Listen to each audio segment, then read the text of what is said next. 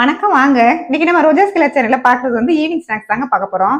காரமும் ஸ்வீட் தான் பார்க்க போறோம். நல்ல மழை நேரத்துக்கு நல்லா ரொம்ப டேஸ்டியா. நம்ம எப்பவுமே கெஸ்ட் வந்துட்டாங்கன்னா வீட்டுக்கு எப்பவுமே வந்து நம்ம பஜ்ஜியும் கேசரி தாங்க செய்வோம். இப்போ கொஞ்சம் டிஃப்ரெண்டா செய்வோம், பார்க்கலாம் வாங்க. இன்னைக்கு நம்ம செய்யறது வந்து பிரெட்ல வந்து கட்லெட் தாங்க செய்ய போறோம். அதுக்கு உருளைக்கிழங்கு நல்லா வேக வச்சு எடுத்திருக்கேன். அதை சேர்த்துக்கலாம். கொஞ்சமா சீரகத்தூள், பெரிய வெங்காயம் நல்லா க்ரஷ் பண்ணிக்கலாம். அடுத்ததாக கொத்தமல்லி தழை, காரத்துக்கு பச்சை மிளகா சேர்த்துக்கலாங்க.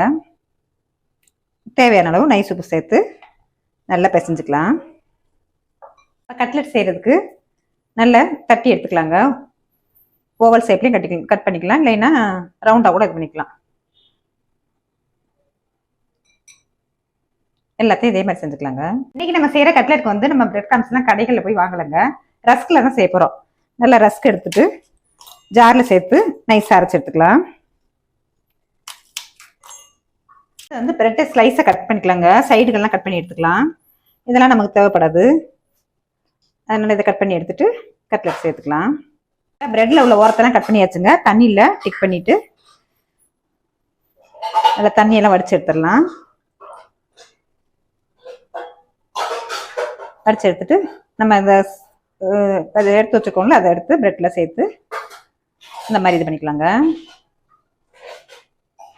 அடுத்ததா பிரெட் கிரம்ஸ்ல நல்லா டிக் பண்ணிட்டு எல்லா பக்கம் நல்லா கோட் ஆகுற மாதிரி இது பண்ணிக்கலாங்க.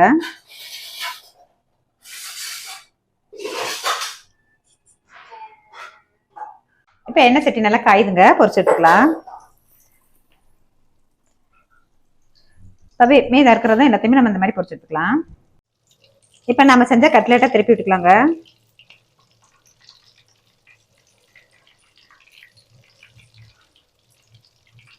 உள்ளுக்கு நல்லா ஜூஸியா, வெளியில நல்லா கிறிஸ்பியா வருங்க.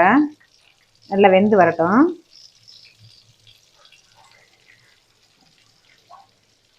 ரொம்பவே ஈஸியான டேஸ்டியான பிரெட் கட்லெட்டு டக்குன்னு ஈஸியா ரெடி பண்ணியாச்சுங்க. மழை நேரத்துக்கு நல்லா சுட செஞ்சு கொடுத்தீங்கன்னா எல்லாருமே கேட்டு வாங்கி சாப்பிடுவாங்க.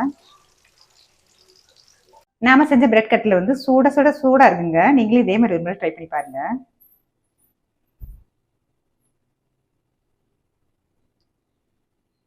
அடுத்ததான் நம்ம ஸ்வீட் தாங்க சேர்ப்போம். ஸ்வீட்டுக்கு வந்து முந்திரி ஒரு கப் எடுத்திருக்கேன். அதே அளவுல கடலை மாவு எடுத்துக்கலாம். இப்போ இதை நைஸா ஜாரில் அரைச்சிக்கலாங்க. அதுக்கு பேன் நல்லா காயுதுங்க. கடலை மாவு ஒரு கப் எடுத்துக்கலாம். நம்ம முந்திரி அளந்த அதே கப்பில் எடுத்துக்கலாங்க. கொஞ்சம் பச்சை வாசனை போன வரைக்கும் நல்லா வறுத்துக்கலாம். இப்போ நல்லா வறுத்தாச்சுங்க.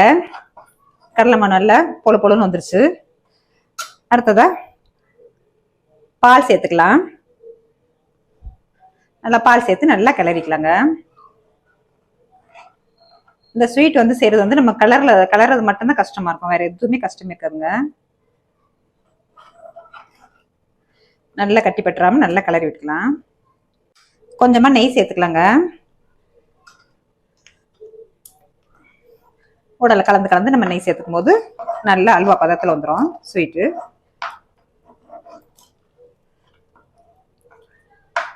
இப்ப லைட்டா ஒரு பிஞ்சு உப்பு சேர்த்துக்கலாங்க. அடுத்ததா ஜீனி சேர்த்துக்கலாம். அதே அளந்த ஒரே கப்புல தான் அளந்திருக்கேன், அதே அளவு சேர்த்துக்கலாம். இல்ல நீங்க கொஞ்சம் கூடுதல் சாப்பிடுவீங்கன்னா கொஞ்சம் கூடுதலா சேர்த்துக்கலாம். அடுத்ததா முந்திரியை நல்லா அரைச்சு வச்சிருக்கோம்ல, அதையும் சேர்த்துக்கலாங்க. எல்லாத்தையும் நல்லா கலந்து விட்டுக்கலாம்.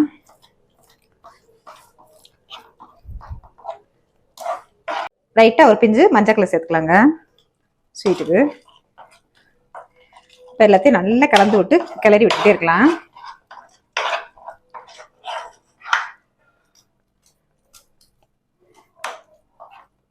இப்போ ஸ்வீட் ரெடி ஆயிடுச்சுங்க. அடுப்பு ஆஃப் பண்ணிக்கலாம். இந்த ஸ்வீட் சாப்பிட்றதுக்கு நிறைய ஃபேன்ஸ் இருப்பாங்க. அந்த ஃபேன்ஸ்க்குலாம் நான் வந்து இன்னைக்கு இந்த ஸ்வீட்டை டெடிகேட் பண்றேங்க. வாயில வச்சதுமே கறந்துருங்க.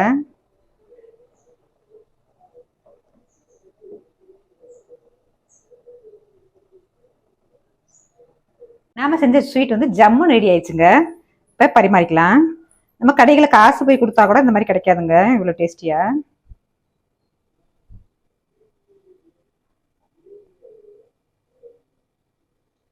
இன்னைக்கு நம்ம ரோஜாஸ் கலர் சேனல்ல செஞ்ச கட்லெட்டும் ஸ்வீட்டும் பிடிச்சிருக்கு நம்புறேன். சப்ஸ்கிரைப் பண்ணுங்க, லைக் பண்ணுங்க, ஃப்ரெண்ட்ஸ் அண்ட் ஃபேமிலிக்கு ஷேர் பண்ணுங்க. தேங்க்ஸ் ஃபார் வாட்சிங்.